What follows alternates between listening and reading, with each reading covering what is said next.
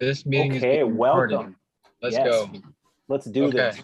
Welcome to How to Be Unpopular number 261. We're here with Jon Wow. Julio.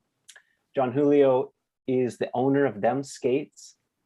This is a sequel podcast, and we spoke to you, Jon, almost 4 years ago when you first started them. So a lot has happened in the last 4 years. Yeah, it's a long time. Jesus. Yeah. You know what? I think I was kind of in a similar scenario right now. I'm in my car. I think I was in a Starbucks the last time, or I was outside of a Starbucks. No. I was inside of a Starbucks, and then I was in the outside of a Starbucks. Yeah. So in this case, I'm inside my wife's car in front of the Them shop. Nice. I really wanted to be inside it for this, but I don't have the keys to it, so I can't go inside. Locked out So of your own shop. I thought I could drive to my house, but then, you guys have kids, so like I probably don't want to wake up my kids. And my in-laws are in town from Germany too, so I'm in my wife's car. So. Well, this is nice. Yeah, you don't have to worry about cozy. waking anybody up. Yeah, I'm cozy. I could be loud, or perfect. I could say profanity, or Yeah, you don't have to worry about interruptions. Interruptions, exactly. Just to warn you guys, a naked kid might walk in. It might happen. Yeah. So just to give you the heads up. Yeah, you might see a little penis walk in. Don't worry about it. I'm sure you're used to it. I'm very used to that. Yeah. You might be wearing a Spider-Man, just like long sleeve shirt, but no pants. That happens. Yeah, exactly. Yeah. So you're outside the new shop. That's exciting. So yeah, it's one of my questions was like, did you open a second shop, or was that just a move in location? I was moving location. Technically both. Like, I've been trying to move back down here. I mean, those who don't know, I had a shop on the same street that we're on right now. It was a Them Good shop.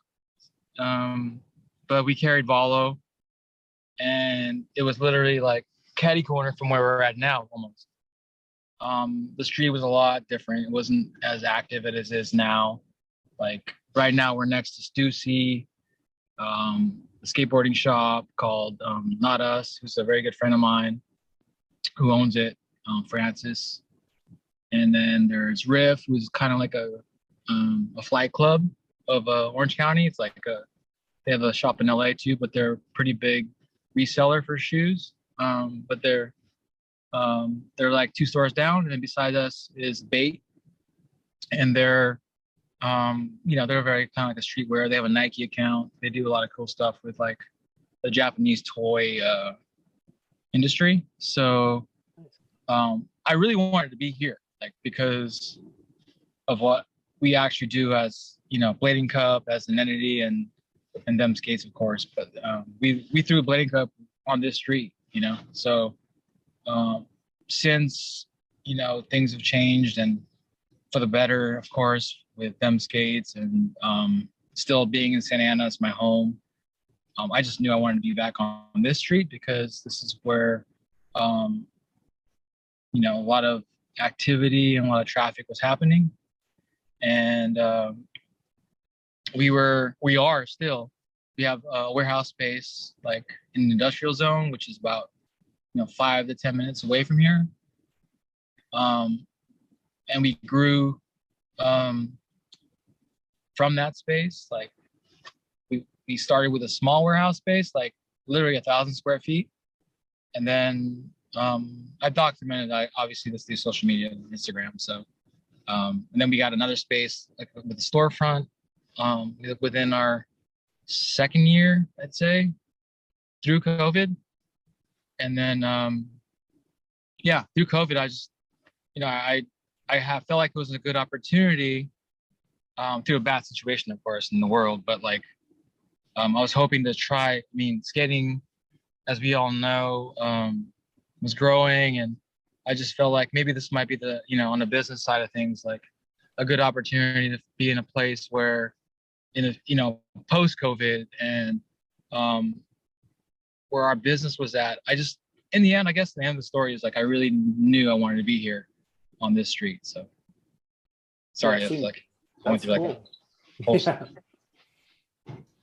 So It's cool to be around like similar industries, but different, and it's always nice to like get kind of outside influence and see what other people are doing. And yeah. I mean, I think it's been a goal for me, even through the Volo days, of course, to expand beyond skating. And I feel like the visibility in general is where it all starts, to get more eyes on skating. And retail, it's a tough thing, of course, for any kind of business. But my idea is like, if I can have everything warehoused in the same space and also sell in the same space, but also be next to like be downtown, that's a big win, definitely on all scales. So that's why we're here. Yeah, and I think for people to be able to actually walk into a shop and try on a pair of skates, like you can't be, and talk to someone who is knowledgeable, you can't beat that experience. You can't get that online, Yeah. I still think, shops are so important. I 100% agree. Yeah. Even something I've been thinking lately is even getting like skates into like other stores, like that sell, whatever it is, like big box stores, just to have a place where people can go in and try on the skates is so important.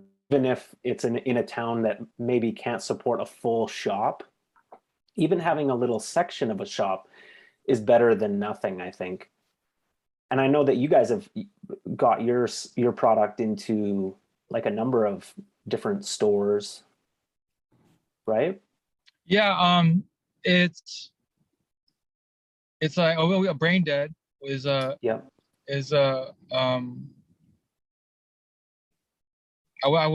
definitely don't compare it to like a big box store. It's an established, for those who don't know, it's established fashion streetwear brand. They opened their doors for us about a year and a half ago, and Kyle, who's one of the owners, he also skates. He reached out to me through social media, of all things, and we started chatting. And it's kind of funny because like I knew of the brand, I've seen it around, and I follow like skateboarding a lot. I follow skateboarding a lot, and I follow streetwear a lot. Hypebeast, Ice Nobiety, a lot of these just even sneaker, social media platforms like Nice Kicks, or there's tons of them that I've always just appreciated throughout my childhood, and I know what Brain Dead was. And earlier 2 years ago, right before COVID, or I think it was in February, I think, Kyle, through Brain Dead actually used to Instagram me, DM'd me, and I was just like really like put off guard. Didn't know like if it was like, fake, or why is Brain Dead, the Instagram following, like texting me like, how, like, I love what you're doing. And it's really cool to see, skating like grow the way it has recently, and what you're doing with them and this and that. And I was just like, whoa, like, so I had to like text a couple of other, like Mike McMullen and Alex, Roscoe, and some of the other guys, like, and Pat. And I was just like, dude, is this real? Like, what is, this is like crazy, right? Like, and then I got to meet Kyle, and he turns out now he's like my really good friend, like we're really close. So it's really crazy to talk about it now. But we met a couple of times, me and Greg, Preston, and in the earlier time, like days, like which is like, a year and a half ago or so. We had a couple, hung out at a coffee shop, or we he took me to Dover Street one time market, which is, people who know what it is, it's kind of like it's a fashion, shop, and they have shops all over the world, but they have one in LA. He took me there. He showed me what Branded was doing. They sell through there too. But yeah, like he's opened like a whole new world to me, basically, on a personal level. And he wanted to, he was skating a lot at that time, and then through COVID, and I guess that's like, from the get-go, we wanted to work together on something, and that's turned to what it is now. Now we all know that we have a full line of full clothing line that came out, and the Brain Dead skate, and did a video, and yeah, it's been amazing. It's given us a lot of exposure, a lot of visibility. It's been an amazing experience. Personally, to I've learned a lot, I've learned so much. So shout out to Kyle and Brain Dead for, for skating, I think in a whole, it's definitely opened new doors, and it's continuing to open new doors even to this day. So for us as a brand, it's just, can't thank Kyle enough, so I'm sorry, I'm just am I talking too much, or no, this is great. Yeah, I loved the video. I actually watched Future Shred Technology. I watched it today. It was really good. Greg did an amazing job. He had a couple breakdowns. Yeah. I don't know if you talked to Greg at all, but he made the video. Gregory Preston. Greg Preston, Too Easy, LBC. Yeah, he made the video. It's a lot of pressure. There was a lot of pressure, Yeah. We can imagine. We all can imagine. I hate to say what was at stake, but I envisioned it as a huge step forward personally, and I projected that maybe to. We all kind of know the amount of eyes that could have and have seen this video that didn't skate. So yeah. So he felt the pressure to really knock it out of the park. I think so. I would. I know he worked his ass off, and it shows. And I'm forever grateful for Greg's work. Hey, like not even just this video, but Greg's done so much for the company. Just to say, he's a huge part of them, and he works every day here, on all scales. But his video work is, for me, it's so insanely amazing. And even momentum was great. Momentum, Independent. Together we raised. We were able to, if people have been following the brand from what we did with the podcast and you guys helping us launch it, to we raised money through Independent to pay for molds, basically, right? People who follow us know that Independent was one of the first films I made with Greg, and we raised, I can't remember it now, was it $10,000 to that video to help pay for our soul plate molds, and then we were able to, with Momentum, it was meant to help pay for, I'm kind of losing space now. Independent for the 909 mold. Sorry, Independent was to help pay for the 909 mold, and we were able to raise over $10,000 for that to help pay for the 909 mold. And then we ended up being able to get through that phase, and moving into Momentum, that whole project was to help pay for our frame molds. So in the end, like with the help of Greg's videos, video work and obviously the skating team and myself, we were able to raise through our community enough money to go through these like crazy processes of developing molds to create our skates.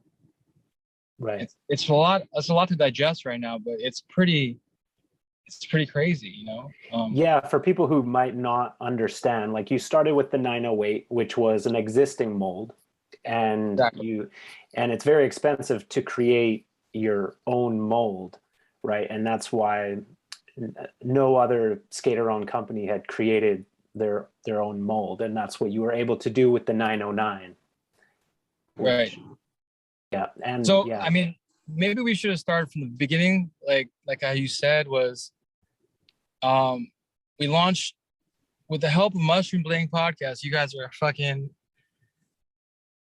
important piece of like launching them skates. You guys know that. Like without me being able to tell my story of how it started, people wouldn't have known. And the impact that this podcast for myself personally and the brand, it's gotten us to where we are. Like it said it. It was the beginning, It launched this huge we like Winter Clash. We launched the company, like we did the whole social media push. We raised $150,000 within a week, I think it was, in 2018 at Winter Clash, like through direct sale, through our wholesale accounts, through all the shops. Thank you all the shops to this day, even to now, of course. Like it just, the Mushroom Bling podcast is a detrimental piece of our success. And thank you guys for interviewing me those early days. And they really set the momentum, set the pace to get our social media, our direct sale, our launch at Winter Clash, to get to where it was, which we raised 150 grand in 1 week in February 2018, February, March, and that's pretty crazy to say that, like, that's and we've been able really to crazy. turn that over. We've been able to turn that over since then, and we've been able, to do so much within these 3 years. So, oh yeah.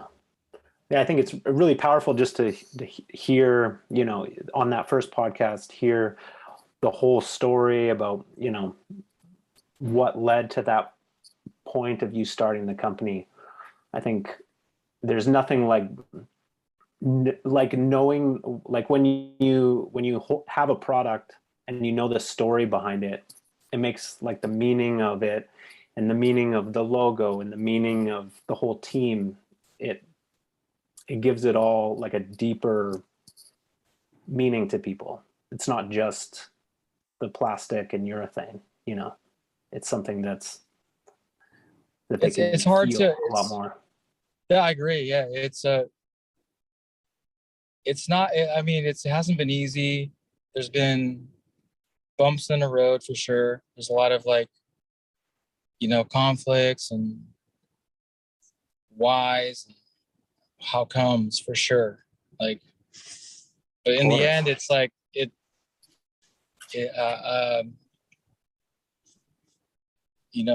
I don't take anything for granted. Like, I appreciate every experience I've had in the past through my partnerships, through subsidiaries, and I've learned from those. I learn from those to this day, and it's a blessing to be be here in my car right now to talk about this, because it's not it's not an everyday situation, like. No. This company, them, could have gone any other way, than this way easily. And,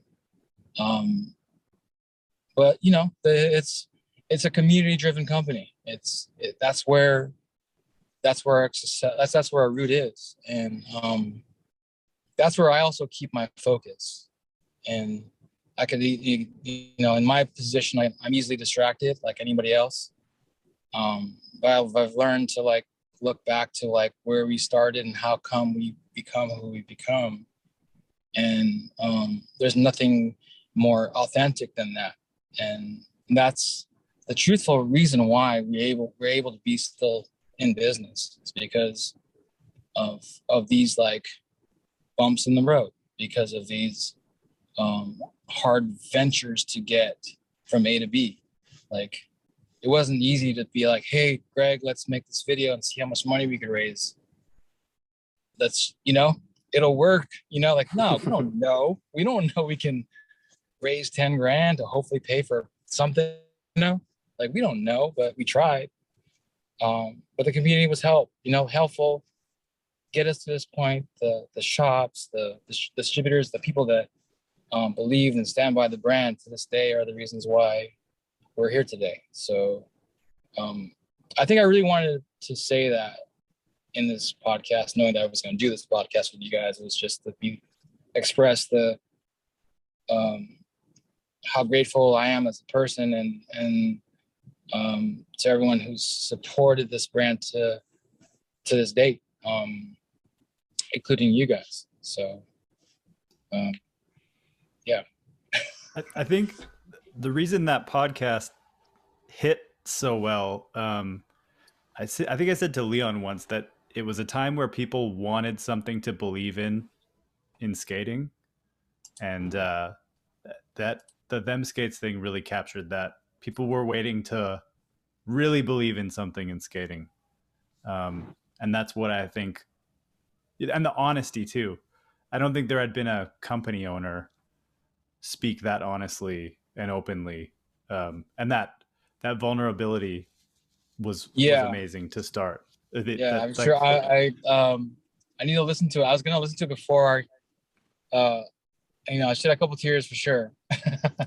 Yeah, and that's in that good. first podcast. So yeah, it's a real moment. So I'm okay with that. I'm okay with it's life. Like yeah, we come a long way in the last 3 years. So it's been a crazy ride. And I'm looking forward to the next year for sure.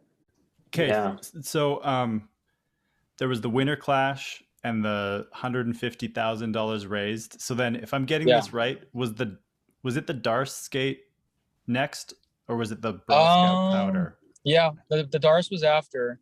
No, you know what? It was the next shell, because we only had 3 shells, if you remember. We had small, medium, large, we didn't have extra small yet. So we had to make that sole plate. The good thing was like the extra small was extra small or large. Sorry if my memory's not catching right now, but extra small was the shell that we were making next. And the good thing was that mold was open, so we can take that 908 mold, but I had to pay for the extra small sole plates. So that's what we had to raise money for. So in term of resetting our next production and being able to pay bills and using that 150 grand to keep the momentum going, I knew that we needed to make another shell to give more opportunities, and that was the next step. And then it was the Darst was the first model, pro model, and I think you're right. I think that was the next model. I can't remember if the extra small was the Broscow skate or it was in the middle of that, because I was able to do like a U1 at some point. Like we did a skin skate and we did another blue skate. I can't remember if that was before or after Alex's skate, but there was definitely dominoes to knock down to get more options for, for people to buy, besides obviously the 909 boot. The sole plate for the extra small was next. And then, from the get-go, I knew we had to develop our own shell, but that wasn't going to come easy. That wasn't going to be cheap. But through independent, we were able to crush through it and find a way to, within, our current sales and that video, I was able to create these molds, which are the 909 molds for 4 shells. So there was a lot there's always been a lot, and within this short period of time, it's always reinvesting. It's always trying to do better. And the biggest thing is we're a small company, it's myself and Greg. It was in the beginning, it was just me, and I had an accountant. And then Greg, as far as working here every day, he was the first one that was put on, salary wise. Like, shit, that point, salary? Like, who's getting a salary? Like, who can make a living off them skates? Well, Greg was the first. Like, it was such a, things at the time were actually going so fast that I just had to make decisions. Like, I can't do this on my own. There's just fucking no way. So, and so grateful Greg was there on all levels. Like I said earlier. And then Mike McMullen's been there since day one. He helped me through the design process with the logo, with the name, and so he's also on salary.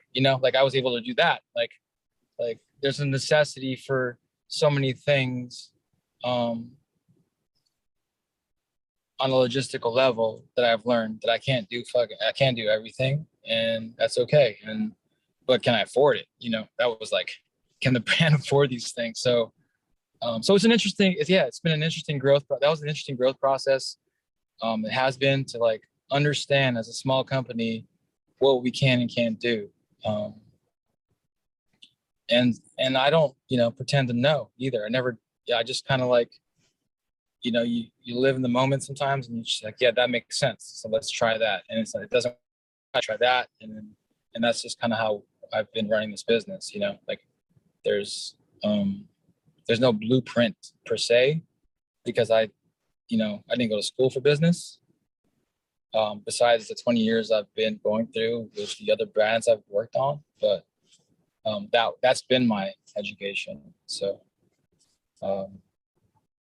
yeah, it's like, it's been, so sorry to get into the molds. And obviously at this point we have the 909 mold, our boot, and that's COVID. That's during COVID time. And this was also a crazy period because we started in 2017. I did to go to China, figure out this process, right? 2018 we launched. 2019, like last year, was it last year? My timetable is all messed up right now. But the 909 boot landed, right? Like, thankfully, March of COVID. It was like May of COVID. And if that didn't land, like, we would have been out of business. I think about that all the time. Like, because we had skates in stock to sell when skating was like, on the uptick. People want skates. Like, if you didn't have skates in stock, if we didn't have skates in stock, we were missing huge opportunity, right? Right. So it landed in May, and it was fucking insane. Those sold out. Like, they weren't even like in stock, basically. But like people always say, COVID skating and all this kind of stuff, sales were going up in general before COVID. Yeah. Us as a brand, we're too small to really feel it, because we don't make that many skates. Like, I think people need to know that. Like we weren't making, compared to like a Power Slide or Rossi's or a Razors, like we weren't making, we didn't even have a frame, you know, we didn't even make complete skates. Like, so we were, I mean, in a lot of senses, I look back, like we're kind of at the edge of our seats, you know, we're getting in there. I kind of got enough money to pay for molds. I get them, you know, like, it's like, whoa, I hope they land, you know, are they gonna, you know, they're gonna make it? Like COVID, what the fuck, you know, like, it's like, looking back, it's not, you know, nothing's guaranteed. So, but we lucked out and they landed. And then, and that's at that point, life has obviously changed for everybody. So, I'm trying to think right now, like before we want frame, like we want to make complete skates, you know? So, we, you know, working with Kyle Sola, with the obviously 99 boot, but with the frames, and that's what Momentum was meant for, was to raise money to pay for those molds. So it's always been video based, and at this time VODs have been pretty, you know, significant in skating, to raise money for individual skaters or for brands, or mainly from individual skaters, obviously, because, you know, skaters need to make, or trying to find a way to have some kind of income. And I use this platform, the VOD platform, just to fuel more money into making more product, because that's the only way that, you know, I didn't have any investors besides the people buying our skates. But we were doing better, and I had money in the bank through the sales that we have from 909.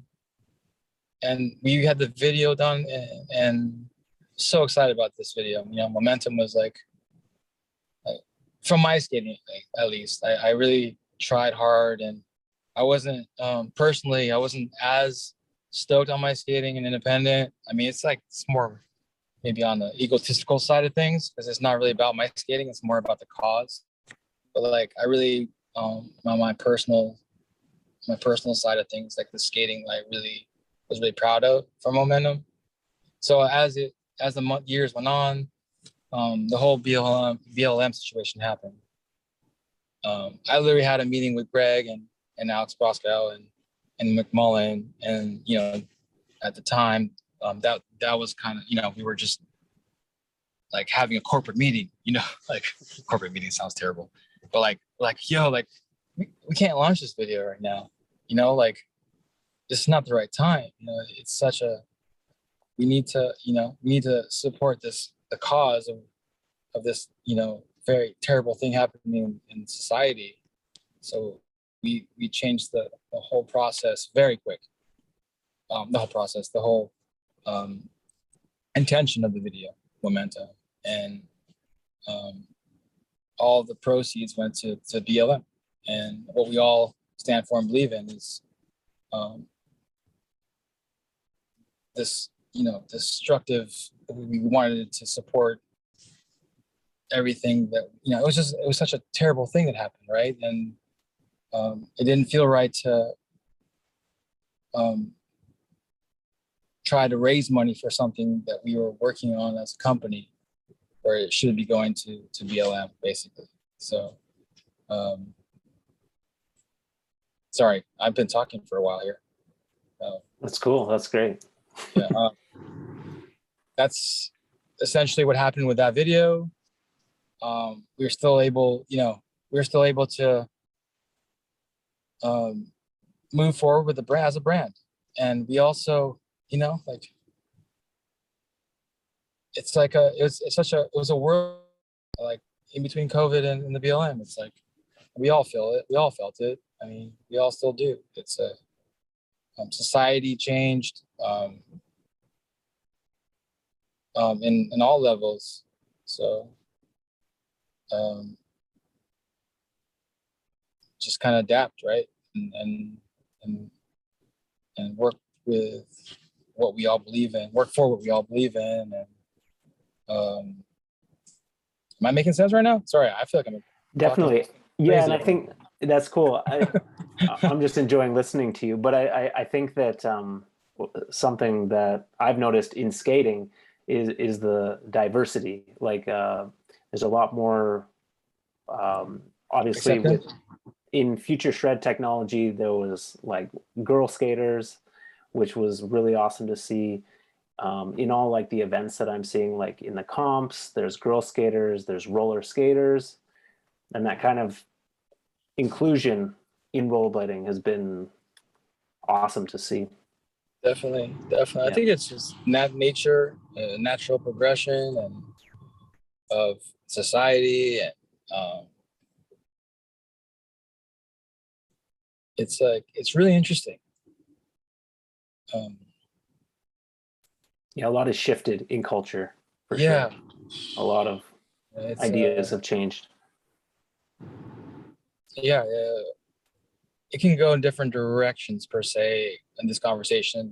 Like um, I will say, yeah, what has kept going in and since I was younger and when blading was so popular, to like when it crashed, early late 90s to early 2000s, and this serious grind for like, what is it, 10 years, 15 years, I don't know, over 15 years, shit, 20 years. This grind is like when things get better. I always heard this, even the guys that were business company owners in the early mid 2000s, like 210 207s and 28s. It's gonna get better. People start roller skating again. It's gonna be better when people start, you know, hitting the beaches and skating again. It's gonna get better when people start playing hockey again in the streets. It's gonna get better when all the families are on skates again. And then I'm thinking about this shit now. I'm like, fuck, that's what's happening right now. You Yeah. know, the people are roller skating, people hockey, people are on the beach with their kids and their family. People are skating. And that has helped. This niche, movement that we've all been involved in for decades. So it's quite interesting. Yeah. I think like taking it back to your skating, you were talking about your skating and momentum. I think that such a big part of your success is that you've been able to stay connected to the activity itself. And it's impressive. You're what, 44 now, and you're skating like crazy. You're really connected to that activity. So I think, all the decisions that you make, I know that personally, like when I'm skating and when I'm really connected to it, that's when I make the best decisions. Puts me in the best state of mind to, decide on anything in life. But I appreciate that. like how, like it's impressive. And how do you stay so connected to your own skating through all of this? Just having fun. I think that's ultimately it, right? Like we have fun when we're skating, and I feel like anyone can get in the middle of politics in any subject, like music, or I don't know, dance, uh, any type of culture. Maybe you can get easily distracted on politics, on how you do it or how it sounds, or I just turn it off and just want to, just skate and however I can. I mean, at my age, it's however I can, I guess. But like, I mean, we all push you push yourself, right? Like I push myself to the best that I can, my ability, and feel like I feel a lot huge satisfaction in that, personally for myself. So I think we all as skaters no matter what type of skating that is. If you want to label it whatever you want to label it, I think there's a huge satisfaction in that, in this type of expression through skating. So that's what's keeping me going, I think, for forever long it's been. But I guess the root of it all is just having fun, right? I don't see any other, like, there's no other reason really. Yeah, it's fun. It's just fun. And do you think that attitude, and do you think that kind of leads to like who you decide to put on the team, who you decide to put their name on the skate? I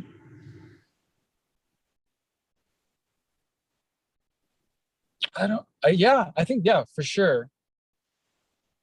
I mean, to be honest, it's like we all been doing it for so long, huh? And the people Because I do think, the people I'm surrounded by, I guess. yeah, You know, it's I pretty. think the people that you have, supported, like the Danny Beers, the Patrick Ritters, the Moopies, I think these are people that really make skating look really fun. And you can tell that these people are having a lot of fun.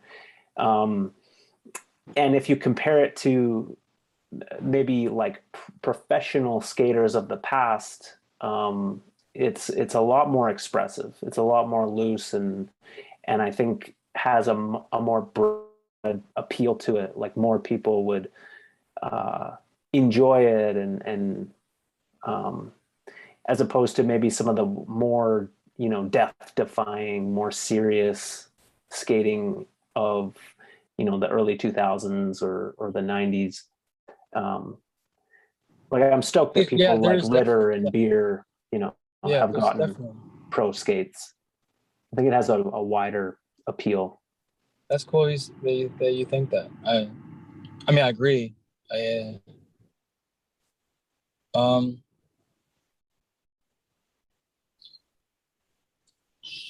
It's, I forget the question is, but I just, it's like the people that are,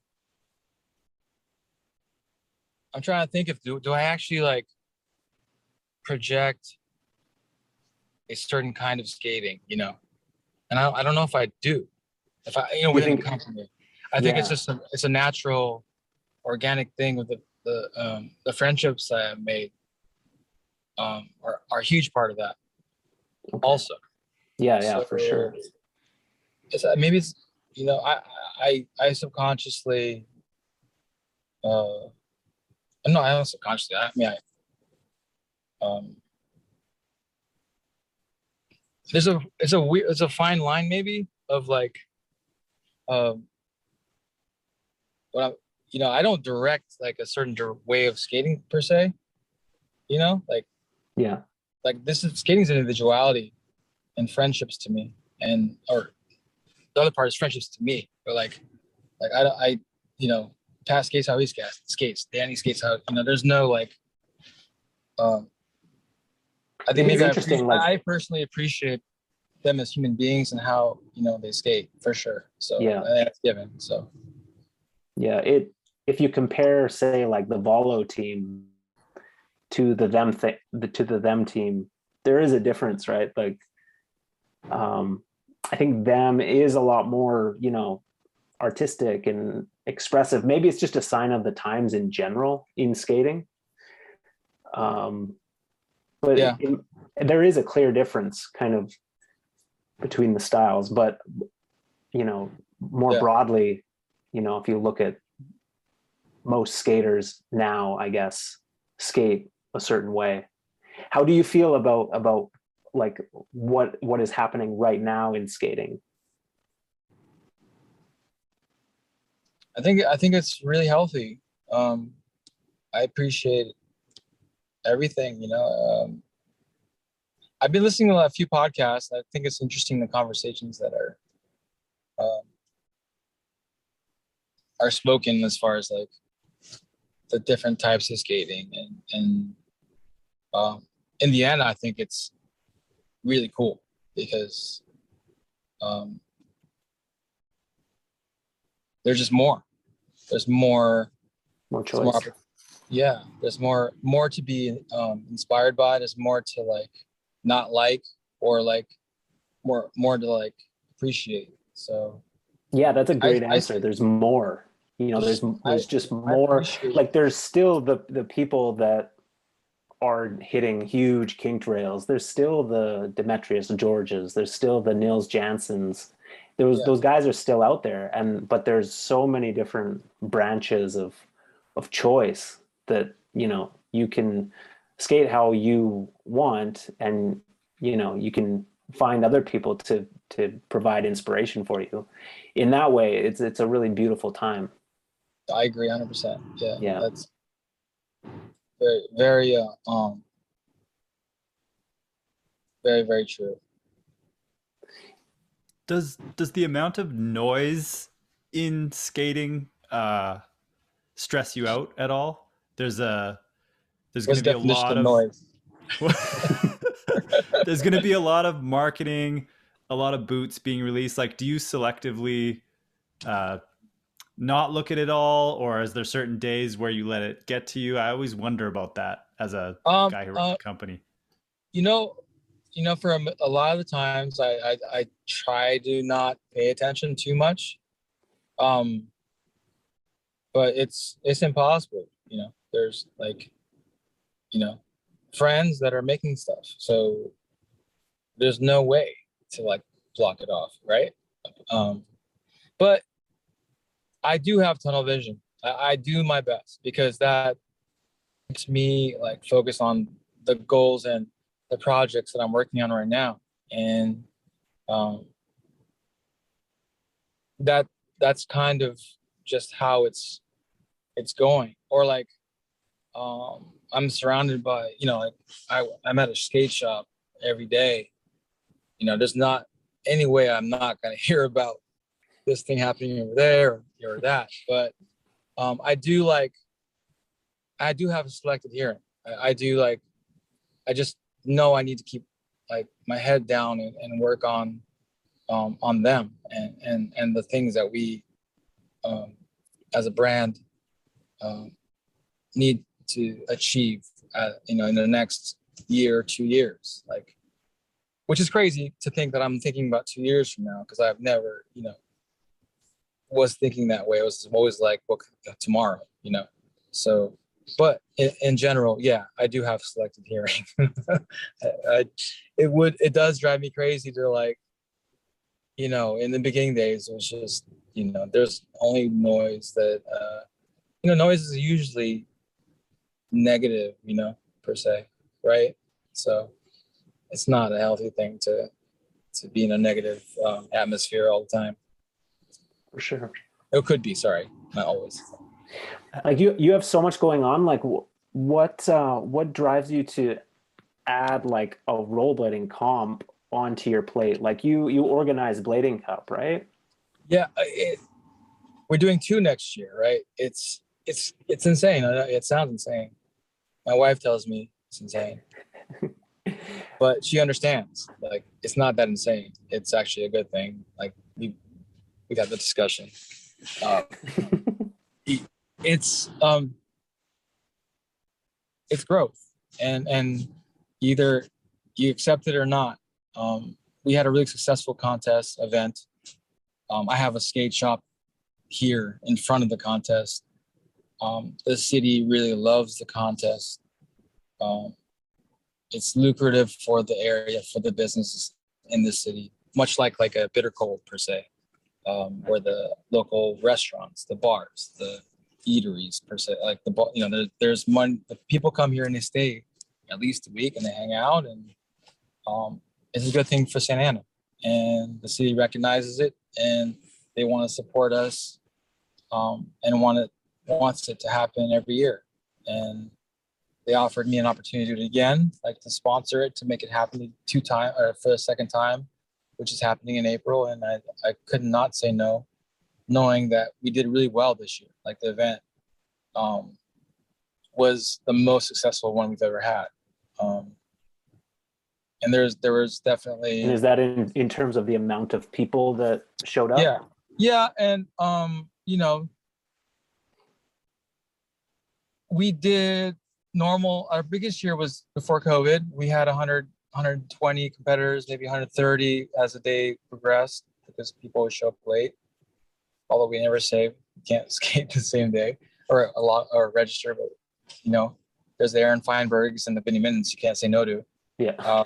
We did like 130 competitors, you know, and Wow. and this year wasn't gonna happen because of COVID. We're like, let's just write it off for the second year. It's okay.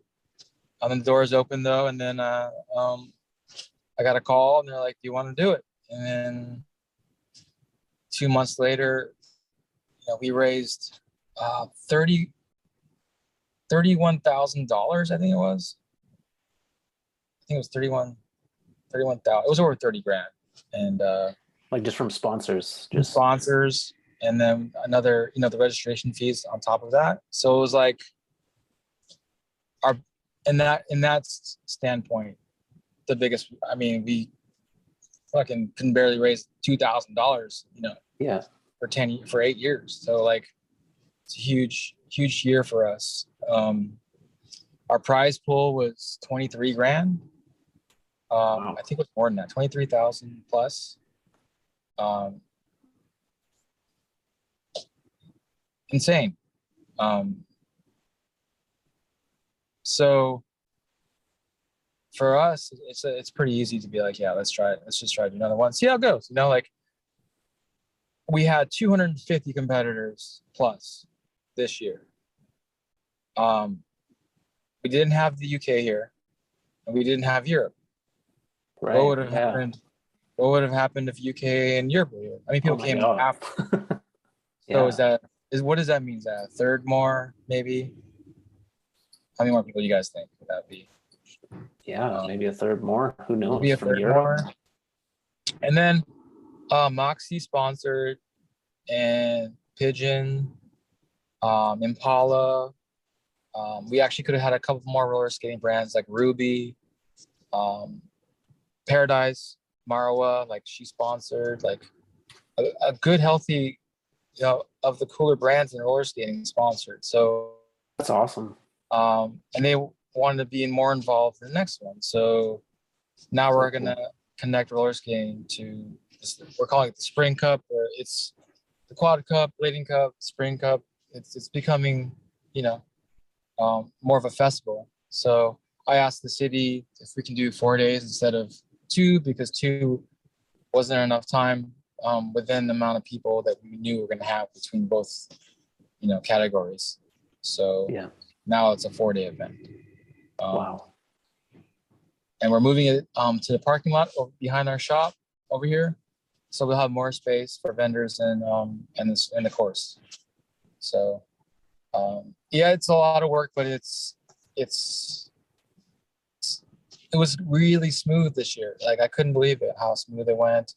The crowd that, you know, rollerblading and roller skating brings together is a really good crowd. Obviously, good energy. You know, these type of events, when you bring a lot of people, it's not always the nicest people, you know, like concerts or whatever kind of, you know, festivals may be, but it's a very positive atmosphere, and the city knows it, and yeah, it went really well, basically. Yeah, that's exciting. It looked like there was a massive crowd of people just watching. Like you were right next to a parkade, and every level it looked like was just packed with spectators. And just like thinking about our earlier days, we had CAT in Canada. It was the Canadian Aggressive Tour, and Joey and I, youngsters, would go to, you know, the big cities, Vancouver and Edmonton, to compete in those, and that was a big part of, you know, what solidified our passion for skating, was competing in these events, and it gave us kind of a purpose. You know, I think for younger skaters in particular, like it's healthy for them to have a competition to go to. It's healthy that, like, even for their parents to kind of get on board with the skating thing if there's, something that they can compete in. And I don't know, it's just a good experience for people. I think having those events is important. Yeah, it's a really it was really interesting. To see, for me, for this event, it was really interesting to see both worlds collide, and it was really nice. It was kind of like, why does this happen before? It makes total sense, and Yeah. Yeah, I'm excited to look to for April to see. We have some cool ideas. Nothing is like solidified yet as far as like criteria and whatnot. We're still in talks, but it's looking like it's going to be a good time and just an opportunity to get people together. And it should be a good vibes for sure with just a place where, like, if you guys haven't been here, but the atmosphere is cool. There's like, you can literally walk in a circle here and there's a little bit of everything you need. And when you have that and have a layout where you can have ramps and you're allowed to skate, on ramps, and like, it's kind of it's pretty crazy actually to be allowed to do this, in my opinion. So Yeah, yes, that's very cool. Definitely special. And is there any troublemakers? Do you have anything to say? Is there problems at the event in terms of like, do we need to make any major announcements about alcohol or anything like that? Or is everybody mostly the weirdest thing is like, hey, you know what? The funny thing was, we had a water sponsor. What are they called again? Liquid Death. Oh yeah. And thanks to Michelle from Moxie, she hooked that up. We had like pallet of water, like, and the water's good. Like, I don't know where that came from, what brand that came from, where, who owns it. I still don't know. But there's a connection to Action Sports and Michelle, and she brought that that sponsor over, and those cans look like beer. So I don't know if like the police were like, oh, that's just water. So yeah, that's really smart. Yeah, for people were drinking in. beer, right? For sure. Yeah, but it looks like beer. That might have helped us. I don't know, but like, we didn't have one problem, and in previous years we've had some problems as far as like alcohol. But we live in a different time, I guess. Now we're smoking weed, and it's legal. So having a beer in your hand in a big event is not so bad unless you're underage, I guess. But right. I really feel like those cans helped us though. It's like, it looks like a beer can. But.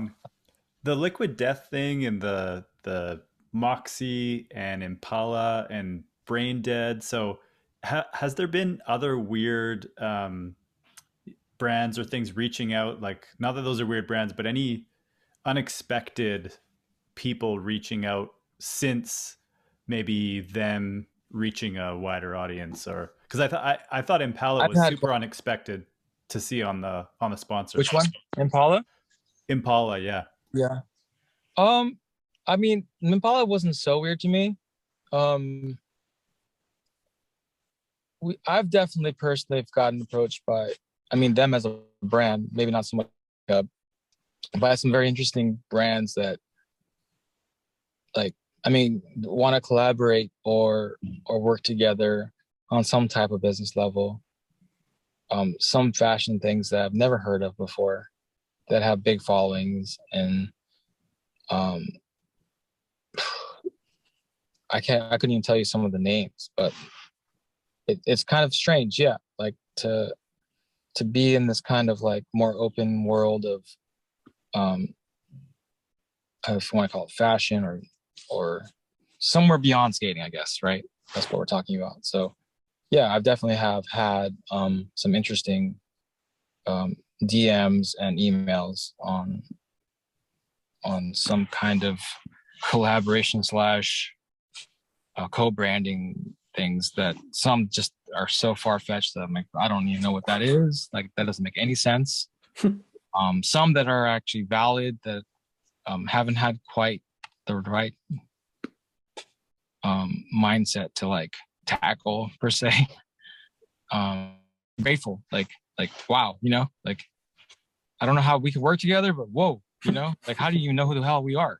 That's you know, I like to like bring up this one story. It's a quick one, but I was just in SF like this weekend, and I was with my in-laws and my family, my kids, and Viola, and we parked in front of Undefeated in San Francisco, and there's like 4 people outside. They work obviously for Undefeated, or they're definitely, you know, they got the fit on. They have nice gear on. You know, like wow, this guy's got some, you know, sick. He actually had Salmon shoes on. But as I was getting my kids out, I noticed this guy was looking at me. I looked at him. I said, "What's up?" And then he's like, super. You know, obviously he's like a super hype beast guy. And he's like, "Hey, like, you skate?" And I was like, "Yeah." It's like, dude, like, I just noticed you're dripped out in them, like, and I was just like, "Yeah, I own the company." Awkward answer, right? And he's like, "Holy shit, like I just bought them skates. I bought the Brain Dead ones." Like, really? Like, yeah, this and that, and like I'm learning how to grind. He showed me this outside of the sole of his shoes. Like, I'm learning how to like this grind. I'm like, Omakio, yeah, that one. And I was just like blown away that he even knew like what them skates was.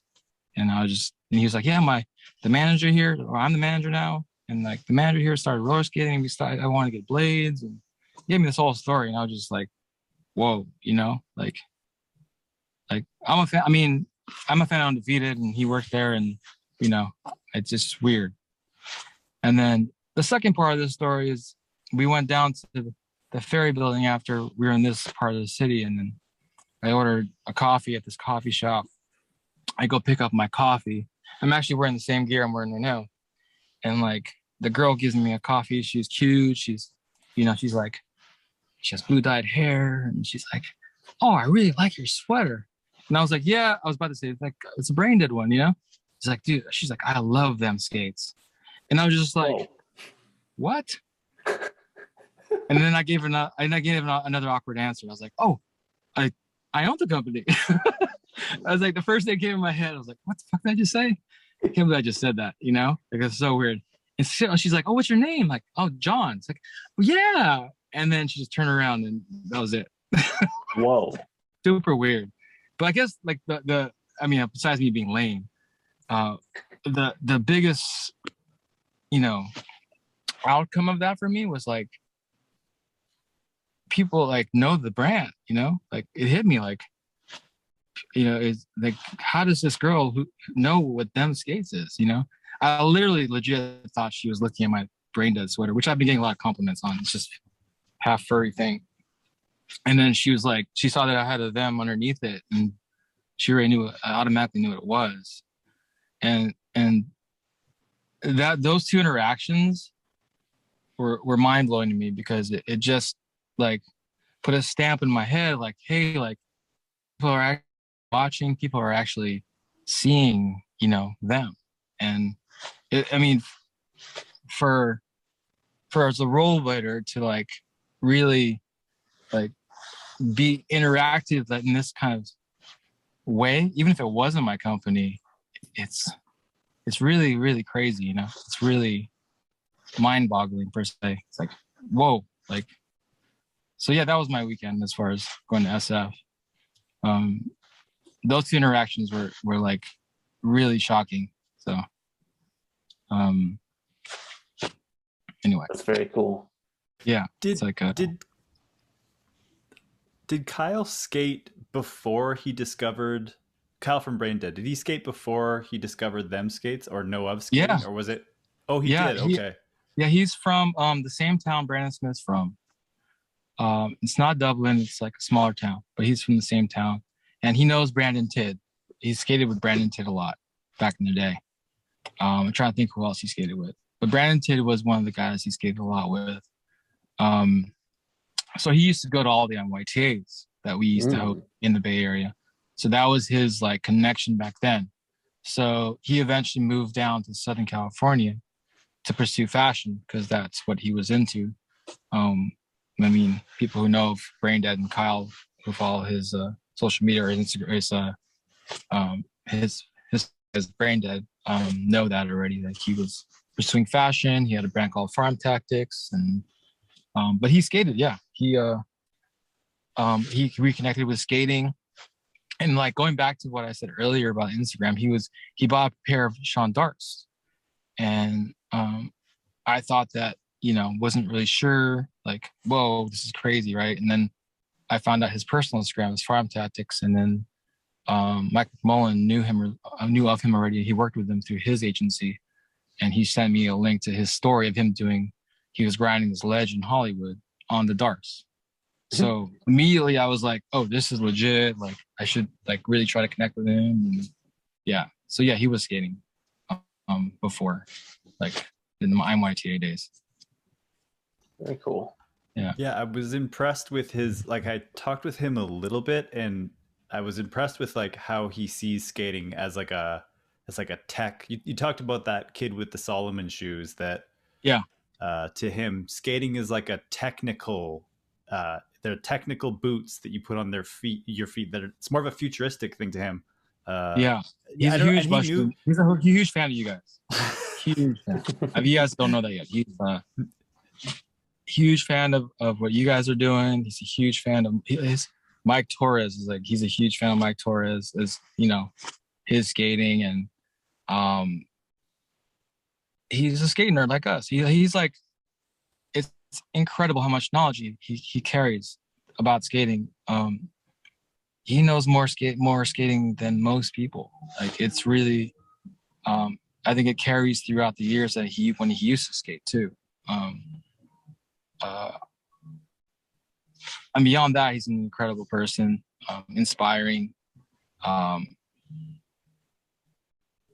He's one of those personalities like you just drawn to, like you like want to be around, and I personally feed off his energy. There's like, yeah. Sorry, that's me just jockeying Kyle right there for a second. Well, it's important to be a big fan. Like he's I'm a fan of Kyle. Well, no, he's a fan of skating or anything that he's into. It seems like he really goes deep and knows a lot about it, which for me, that counts for a lot because I'm a huge dork and nerd and fan of skating. Yeah. Sometimes before even a skater, that I love absorbing everything. Yeah, he's exactly the same, which is really, really cool. Yeah. Do you still have like a Grom inside of you that gets excited about like just outside of them? Do you see certain things in skating, or are you, like you said, tunnel vision? Like, is there anything that just stands out where you're like, damn? I mean, in skating, you mean, or outside skating? Sorry. Well, I guess you take a lot of influence outside of skating, but I would say in skating. In skating? But you can answer politically if you have to. No, I'm trying to think. I'm trying to think outside the box right now. I'm so surrounded with I lately, like, I mean, there's talented skaters everywhere. Obviously, like, then that's always inspiring and that's given. But like the crew that I've been skating with is interesting, like I've been skating for so long, and I found myself in different pockets. Like I used to skate with John Starr a lot in San Jose, like that was my guy. And I used to skate with the 4-8 guys, and that was my crew for a little while, or then I would get into like skating with brands. That was my new crew per se, like Petty or Dustin, or like so there's vast kinds of scenarios. I've always found myself skating with people, but right now it's really cool. Like I skate with Anthony over here. He works at Stussy. His Instagram's still cozy. Like I skate with him, and I skate with Anthony Zanonos, and um, Raina's here now, and Andy, who also designed our store. And there's just like it's like a new crew per se, like, and it's like, and that's really, it's cool to be part of that. Maybe, like, I think that's that's probably my biggest inspiration as far as skating goes right now, is to, Alex Miranda, like, he's so good, and shoot, Randy, like Roadhouse, he's skating a lot these days, and we have this like Tuesday skate, and everyone who's going to that, and that's kind of, when you're skating, like, that's where I get my most inspiration from lately. And obviously when the guys are in town, and I've been working a lot lately, so it's hard to do much more like physically skating, besides who's around me. But yeah, I'm super inspired by being able to go every Tuesday with these guys that are always motivated to go out. It's pretty cool to have that right now, especially my age, like, I mean, when working on a project is different. Darce lives like in LA, so I don't see him as much as I should. I want to.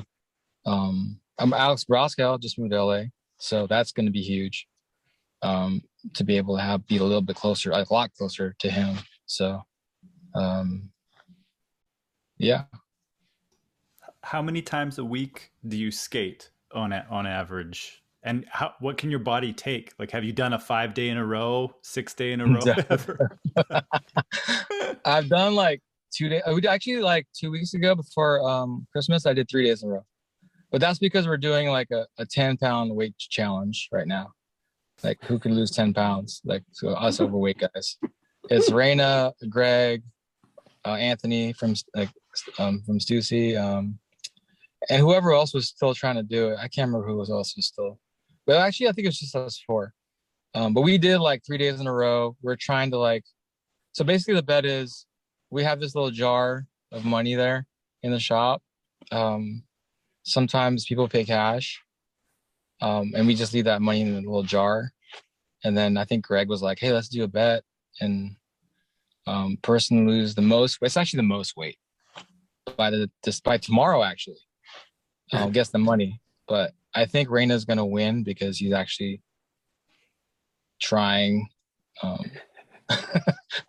But just all right. I'm kind of veering off, but like 3 days, I skated 3 days in a row, and that was painful. Sorry.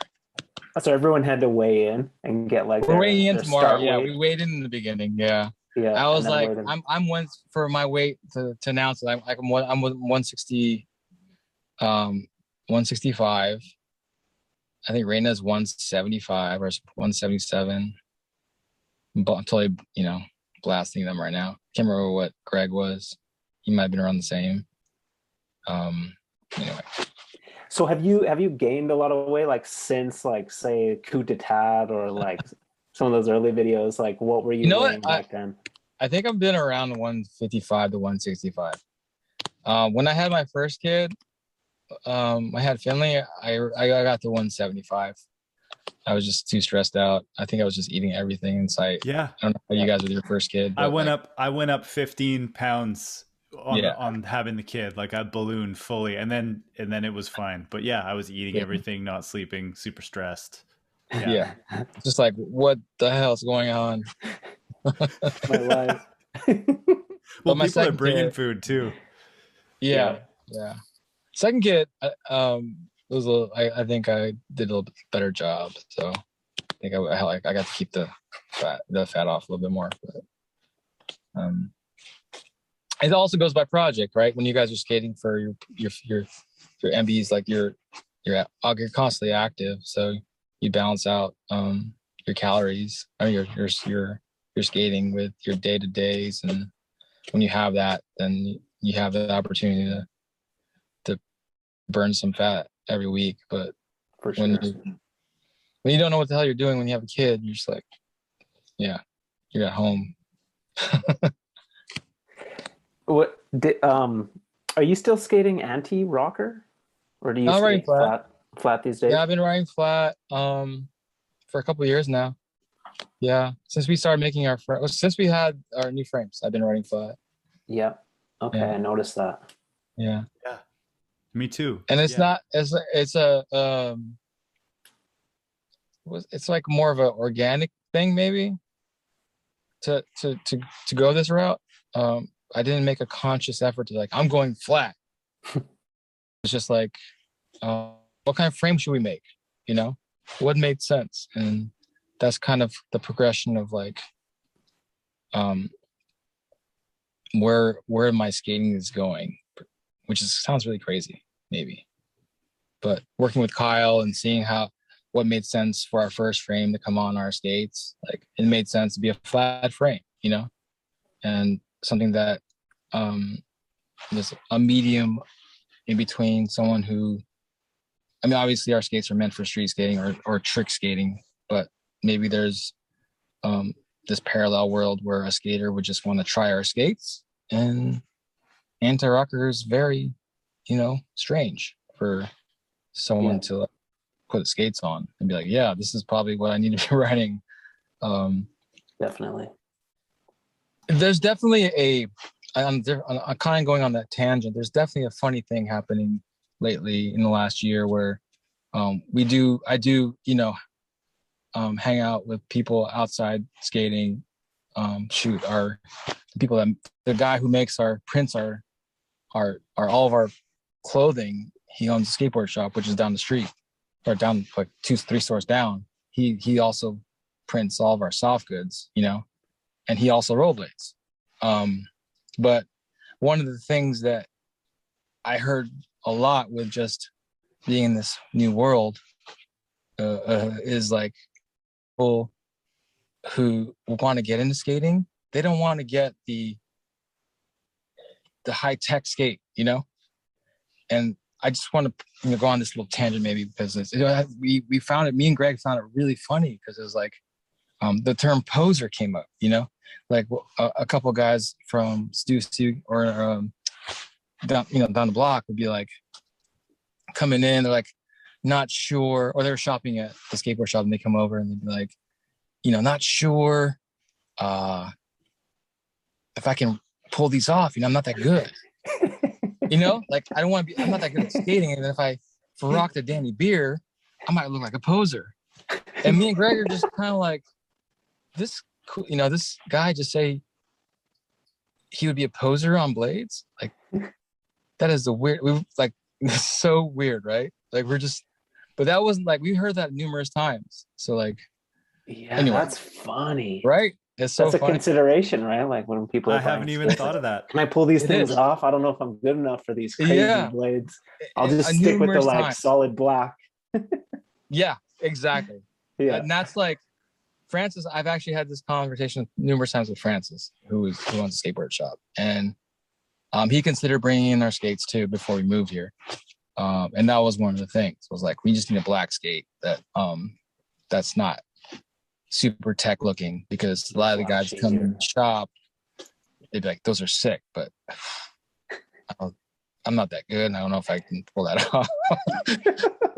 Okay, so anyway, Do you get people coming into the shop looking for like not a rec skate, but like a big wheel version of the skate? Has that happened a lot? oh yeah, today at least 4 people. We Wow. we have a this street is such a shock to me, because I used to have a shop, like I said earlier, down the street, and the traffic was pretty much dead. There's no traffic down here. It was different. It was like a, you know, twilight zone. And 20 years later, how long ago was that? 13 years later or whatnot, it's different. Obviously there's Stussy, there's a skateboard shop, there's Riff, there's Bake, there's this restaurant here, really amazing restaurant. There's the Forestry Market. So there's traffic nonstop. So it's been really interesting and shockingly amazing, the kind of people that have been coming in, and the interest has been super cool.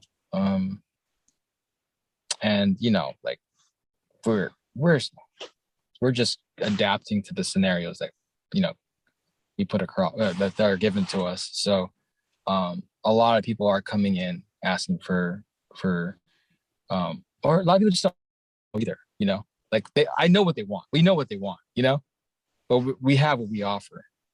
Yeah. So yeah, we have people of all kinds, like roller skates too, and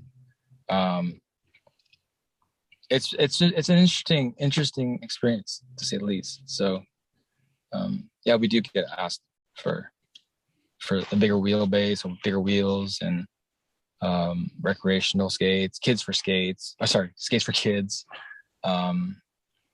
But yeah, we can only do so much as a brand too, right? Like going back to our initial conversation, is we're just trying to like take our steps up, one product at a time, and hopefully we can continue to grow and make more shit. Yeah. I'm just gonna quickly go down the line of all the things. So it was the bridge hardware for the sole plate was the first little change that you made. Then it was the extra small shell and sole plate.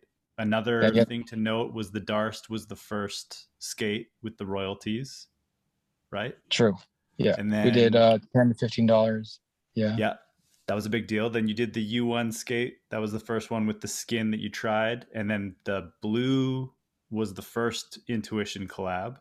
Correct. Yeah. Then then you got all listed. Then you did the 909. And then I'm trying to think, for you did 909 with Intuition. Then you did the beer skate, which had a bigger royalty. You also filled in the sole plate a little bit for the Darst. So you made sole adjustments. Yeah. And then I hope I didn't miss anything, but so now the sole plate is the newest little change to the skate. We did our frames. We got that's right, the frames. So I was going to ask about the frames. Did you consider naming it doing a different brand instead of them, or was it always going to be them street frames? It was consideration. Like I really didn't want to lose youth as a frame company, because I still own those molds, like through a different different factory. So I still do. So that was a consideration. But in the end, like talking to Mike McMullen, we both are like, it just would make more sense just to grow them and just have this, a brand that offers everything. And I think it was the right decision. So we're there's so much to do still, and to like divert and to try to recreate a new entity within the company is just it would water it down and be a lot more work, like we've invested so much into the game, and it makes sense to divert, really. So there's still so much to do. Yeah. How big is your list of, like, I named off all those changes. So how big is the list of what you want to do next? We have a new buckle. So that's going to be all of our new skates next year. I'm just trying to think, what can I actually say? Probably there's a lot in the works. So it's just timing and if we can afford it, and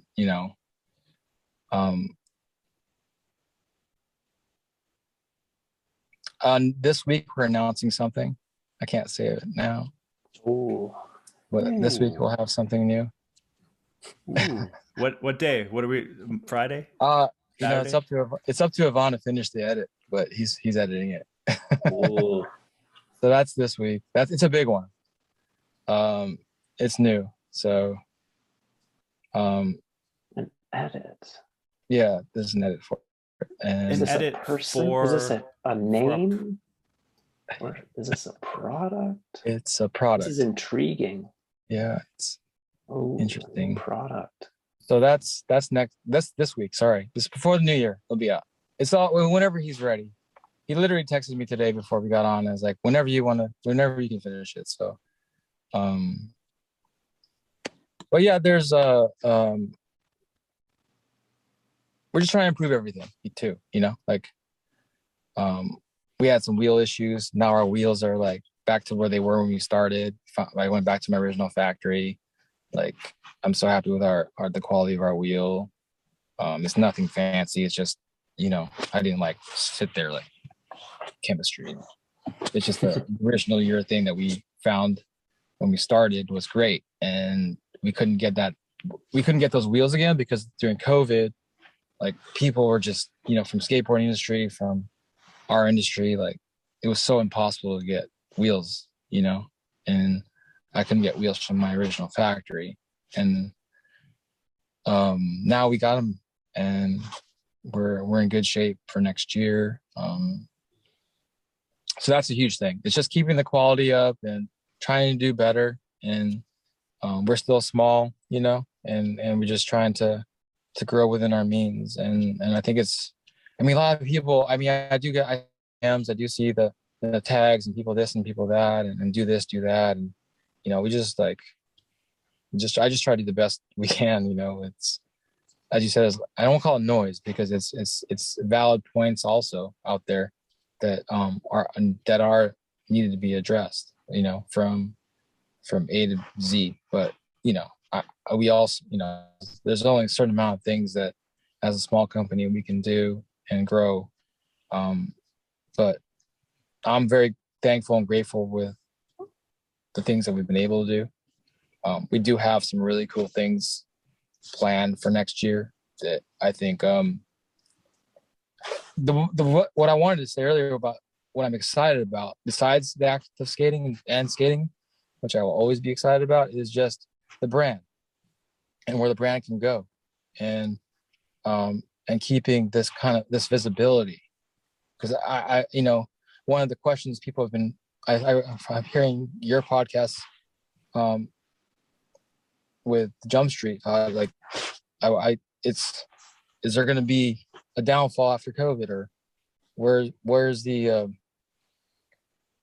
when's it going to dip, or are people going to keep buying skates? And no one has the answer for that for sure, but we can hope and this and that. But I think visibility is important, and keeping people not just inside our marketplace but outside our marketplace seeing the cool shit. Because like you said, there's so much cool stuff happening, Yeah. But if no one can see it, then that's not really helpful, is it? Right. So for me, it's like, what excites me is finding these ways and these routes, and working with people who can help give more visibility to all the cool shit happening, And for me, it's them. So like, we have some really cool things in the works for next year, and that subject matter of visibility, is part of all that. It's part of these projects that we're working on, and that excites me. That gives me hope that people will continue to see skating, and hopefully keep doing it. So yeah, that's exciting to me for next year. We do have some really interesting things in the works that I as long as I hope they execute, and I hope they will happen. But as long as they're executed, it's a lot to be excited for me, at least. Sorry, I keep repeating over and over without saying what it is. Oh, is it the X Games? Oh, wait. No. It's the Olympics. No. Yeah. No. It's just like just working with other brands and keeping we've been really great. Fortunate to be like featured in all these like outside I used to joke about Hype Beast, and to be on Hype Beast, like, that's insane, Yeah, that's crazy. Like High and all and Vogue and all these strange promotional situations. But those are the kind of things that keep visibility, out there for the brand and for skating. Those are all good things, so but project wise and incorporating our skates, that's the exciting part for me, is to make sure that these kind of projects are in the works. Definitely. I didn't know how to pronounce the store name. In my head, I said it Sense for the longest time, and then a girl at my work was like, "It's Essence," and I was like, "Oh, yeah." I used to call it Sense, and people are like, "No, it's Essence." Like, yeah, Sense. Like, no, yeah, same. What was the connection to that one, or how did that come about? Because that seemed like another left field thing for them. It happened the exact same time my conversation started with Kyle, and it same thing. Well, they emailed me, not DM this time, but they emailed me, and it was like happening at the same time, which is so strange, and they had no idea that we were going to make a with Brain Dead either. They just were following trends, and they can see this is the weirdest thing, is like Brain Dead also sells on Essence, and there's no connection, until I opened the door up, like, hey, like, we're actually working with Brain Dead, like, and they freaked out. They're like, oh my God, really? We sell it, Brain Dead. So like there was this, really cool energy, obviously. But the email is it was an email, like same approach. I knew Essence, but I never buy anything on there. I always thought of it like high fashion, and I'm not, I don't buy, I never could afford high fashion, right? So like, from Louis Vuitton to, Off-White to Gucci, they were looking to expand their outdoor product line, and skates were an outdoor activity that obviously was trending. But there's a few little things that were fun, were connecting me and Kyle with Essence. Like they shared a mood, like story, like they do mood boards for the projections for the next couple years. And I think it was Roadhouse or Corey Nelson. They had like this mood board of like the next year or two, and they shared it with me, and it was like, I've been to Roadhouse. Backwards hat, new era, like super high, big ultra wides. He was doing a Royale and something, and then all this other fashion stuff, like 90s, vibe products, and rollerblading was on that mood board basically. And this was back before COVID, or like February, March, right when it started. And then Kyle was like, check this out, and he showed me it, and I was like, what the fuck, like, it's so weird. And so they're on it, they're pretty much check trends, and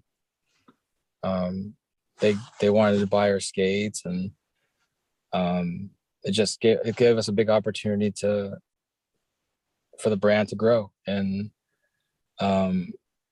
more visibility. I feel like, yeah, they were a big to help us promote the company through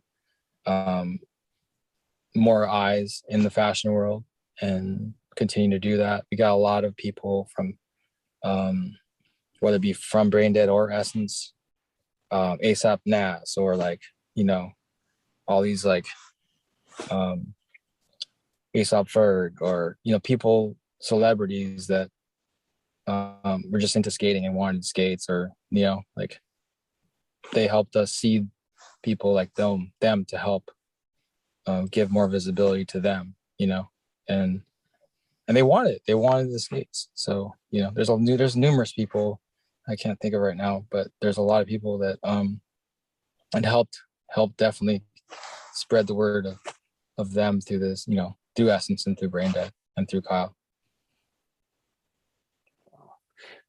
Do you have any like predictions about the next decade?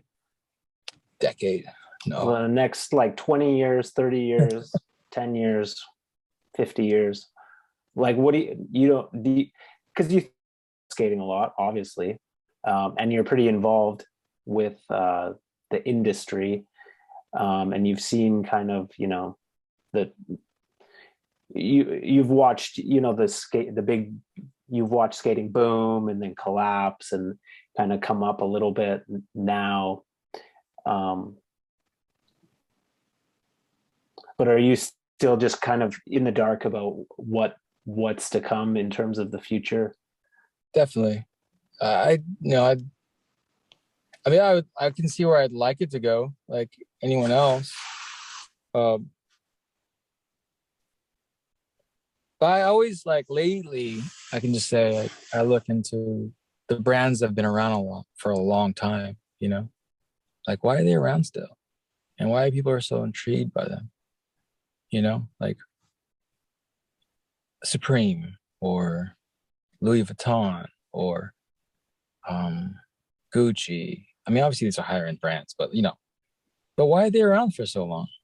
Like, they're not skate, surf anymore. Like, I definitely brain dead, like, so that's where kind of I'm at right now as a company owner. I'm very influenced by skating forever, rollerblading, and I'll forever want to make everything better, make better product as long as we can earn business. That's no question, as long as we're able to do that. But and I want to support my guys. I want to be able to be able to pay them for skating. I want to be able to do that for skating, from our point of view at least, and fulfill, a place for people to work in skating. Like, there's no better satisfaction in that. But going back to what I said earlier about brands, like longevity, like that's like on top of my mind right now, is like how to, of course it's just skating, because we are a skate company, but there's definitely a place out there, for me at least, to just, pursue per se, or grow, or learn from. Like, I learned a lot from Kyle, and these new relationships that I'm having from different markets and different industries. So it all intertwines, basically, like, Sure. Those give more opportunity, and I think that's part of visibility, opportunity, visibility. Grow the market, get more eyes in skating. Like, that's where I'm at right now. Like, where's Blading Cup going to go? Like, how much, we did 30 grand this year. Can we do 60 next year? Or like I can be honest with you, like, I didn't have enough space for vendors this year, because we had 35 vendors. If we had more space on that street, we could have maybe had 40 to 40, who knows? But now we're going to this parking lot here, so we'll have more space. So what does that mean? That means growth, that means, like, we have roller skating industry, we're working with them, that's growth. Like, there's just like, I'm just trying, that's where my mindset is at, is just, it's not so much like when's the turn going to happen? It's more like, well, look at the opportunities that we have right now, and let's just try to do the best we can. Definitely. It's also like, it's a driving force. So it's inspiring. It's I feel good. I mean, I feel good about next year. So I can say that much. Like, I can say, like, personal, like, I feel really good about what's happening for next year for them skates, for Blading Cup. And as far as 10 years goes, I'm not trying to be our historian, but when things were going really good in the 90s. How long did that last? That was like 10 years. So we'll see. Right? It was like 10 years, right? Like Yeah. 93 to 2003, like something like that. So maybe we got a 10-year window. I don't know. What do you guys think? I don't know. Who knows? I don't know I think if the world is so different. yeah, it's that's what's time. so hard to say. I It's don't a know if different- it's Yeah. if I can't enjoy things that are positive, so my brain instantly goes to like, well, Yeah. there are too many skate companies, and I don't know if that's on the jump street, if I just can't enjoy the moment and be like, well, can there be 14 aggressive skate companies? I don't know. Is it like, Yeah. is there going to be too many No, skates? I noticed. I watched your podcast, and I know you're like, there's a certain like a serious concern of like so many releases, and I totally get it. And how many people are gonna keep doing it, and I totally agree. I mean, but it's also like I can only speak from where we are as a brand, as them skates are, and our business has definitely grown, and since we started, and it's a good thing, you know, and I'm super grateful, and want to just be positive and just say like, yeah, like we have some cool things happening next year, and super exciting things. And I can't say like, you know, much more than that, because there's no guarantee in anything, but I just can just say like next year is feeling pretty good with the ideas and the projects. And I sound like a broken record now, but that's truthful. Like I just trying to project something, some positive vibes here, I guess. I don't know. Shit. Well, not that you would ever have to be on a blade council, but I mean, it would be good if shops and all the companies communicated to like find out what happened with like this current like stretch. If everybody got solid information on like, how did it go? Yeah. What can we do differently? Like, but I don't know if that'll happen. Yeah, it would be dope if there was like I heard that part too. Yeah, if there was like a public release of like a spreadsheet of like, okay, the industry numbers were this amount in wheels, this amount in skates, and everyone could see all that information just not publicly. Public, Todd. No, not public, but like just kind of public. Yeah. Semi-public. I don't know, that may never happen, but like even just loosely, if there was like a general idea on like, okay, well that yeah, but I guess it depends from company to company. Was that too many skate releases? I mean, it was a reaction to COVID. You can't blame anybody for like, there were no skates, so everybody wanted to make all the skates, and then there were delays in the port. So it's just a unique situation that maybe skating's never had before. Yeah, I agree. It's maybe the shops have a good pulse, you know? Yeah. Like Long and Gill and Carriers and Thorough, like it'd be a good a good gauge from asking them, you know, like but we won't, like, I think one of the things you said was like, we really won't know till, you know, and like next year, like what effects that is, you know, if so.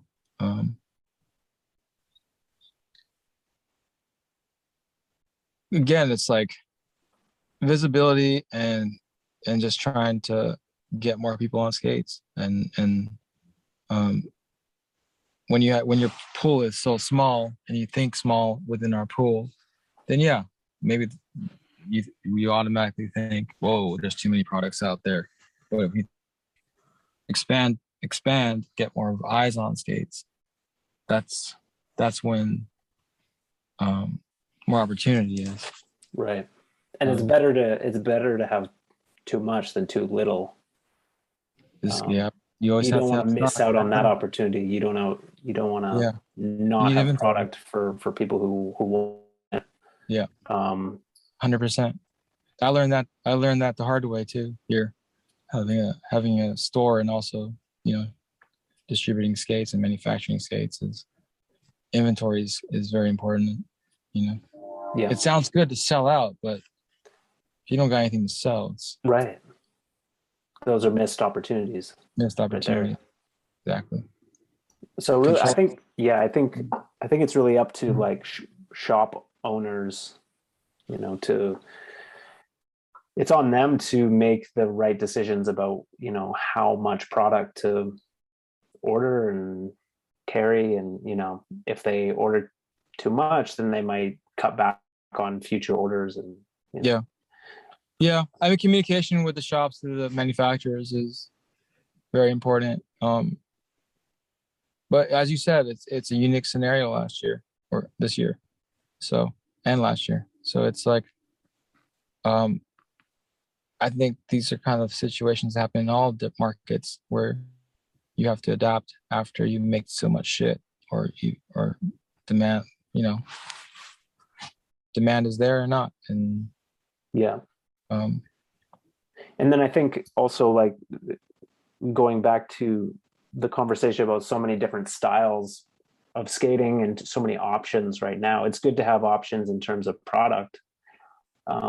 It's good to have different voices in skating that speak to different people.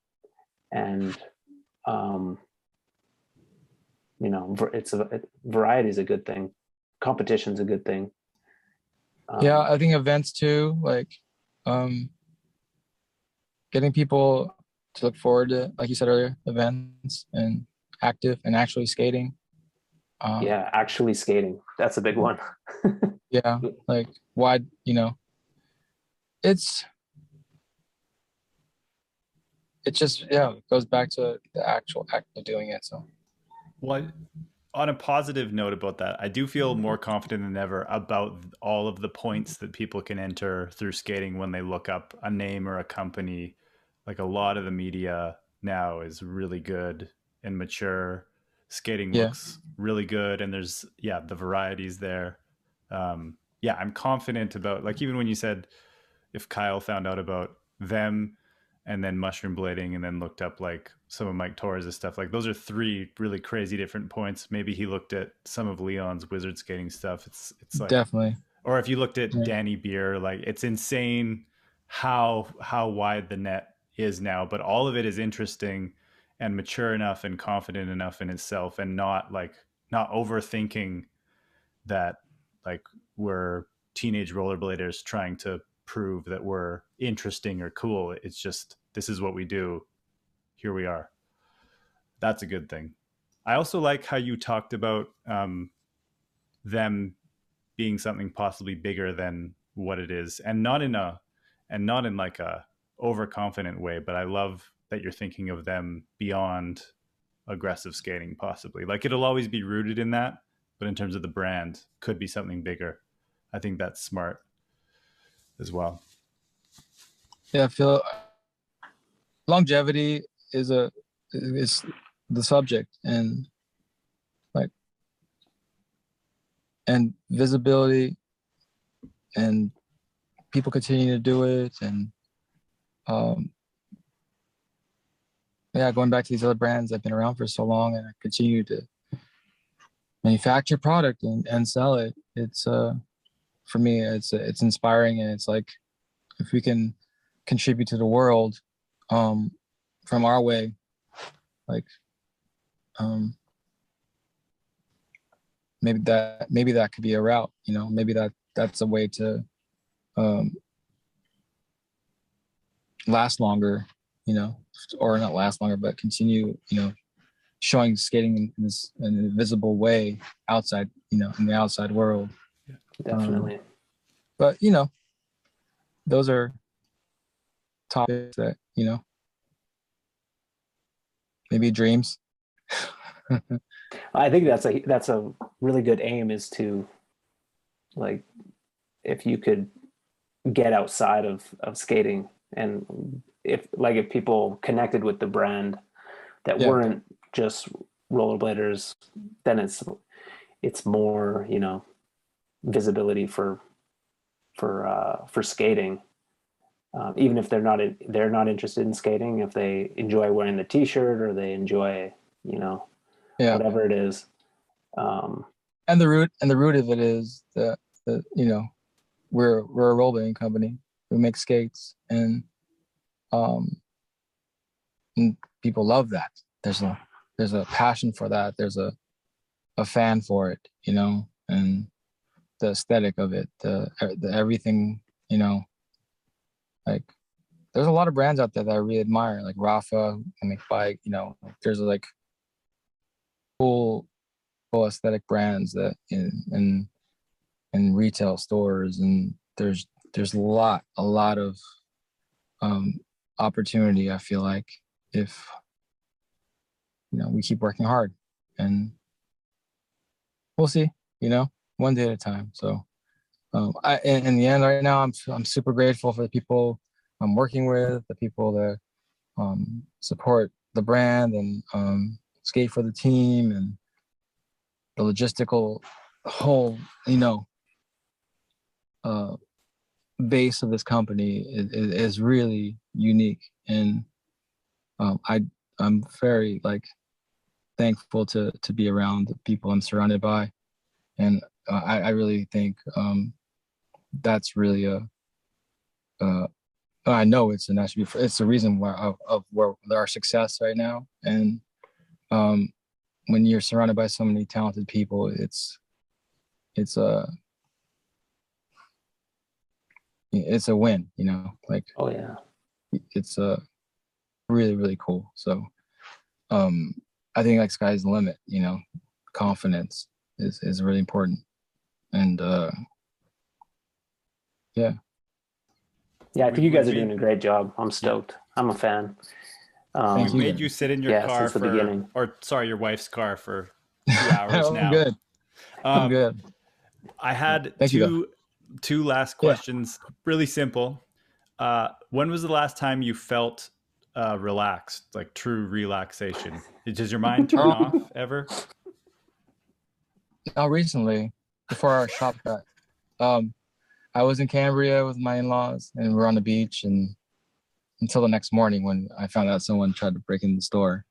But it was cool to because it's been a long year, and I haven't had a time to like turn off. And then I've been here every day as much as I can be. And Greg's been here every day, and Rain has been here whenever he's in town, and Parker has been working here too. And it's been a grind, and just to figure out the logistics of how to run this place, because it's such a different animal to have the retail and then the warehouse in the back, and it's a big space, and a new rhythm with shipping, and we literally had a 40-foot container drive down this road downtown. It was crazy. So this whole process of this happening has been a lot, and then obviously Blading Cup. So I had the chance to drive up to Highway 1, so it was nice to turn everything off for a little bit and be away. But that was the first time I actually had time to not fully be dive in work. But I love it though. It's there's no better. I wouldn't want to be anywhere else. I could have been, as you guys know, working at the post office. So ironically, I'm always at the post office still. But I'm here 99% of the time, and it's sick. It's the dream, and it's cool to know that this actually has been working, and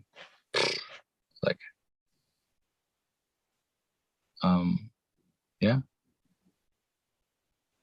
turning it off is like fun for a while. It's like going on vacation, or no, it's like you go on you go on a vacation and you want to go back home because you feel like, it's going on vacation is like work too. It's like I'd rather just be at home or like on a skate track. I don't know what I'm trying to compare it to, but I just rather be here.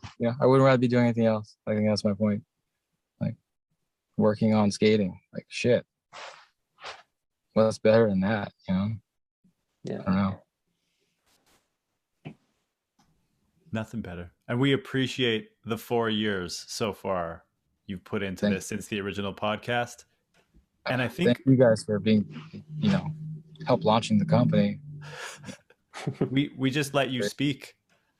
Yeah. I know. Sorry. I feel like I just been rambling sorry for anyone listening to this. I've been rambling for like 2 hours. That's the point. No, I love it. Exactly. That's the point.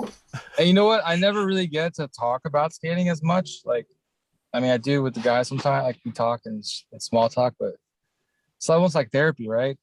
I feel like I got to get it out of my system. Now I don't got to talk about skating for a while. Totally. Yeah, I hope you feel good after this conversation.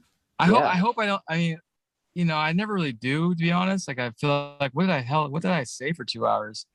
I always have that feeling. Oh, that happens to me. Yeah. That's just post podcast overthinking, and then you realize putting it out there is this was a good thing. Yeah. Was it okay, guys? Okay. This was awesome. Okay. Okay. Thank you for the opportunity, Jon. Thanks. Thanks a lot. Yeah, Okay. That was fun. That was awesome, dude. Appreciate the support again. We'll talk in another 4 years. Yeah. 4 years. Good. Sounds great. Later. Take care, guys.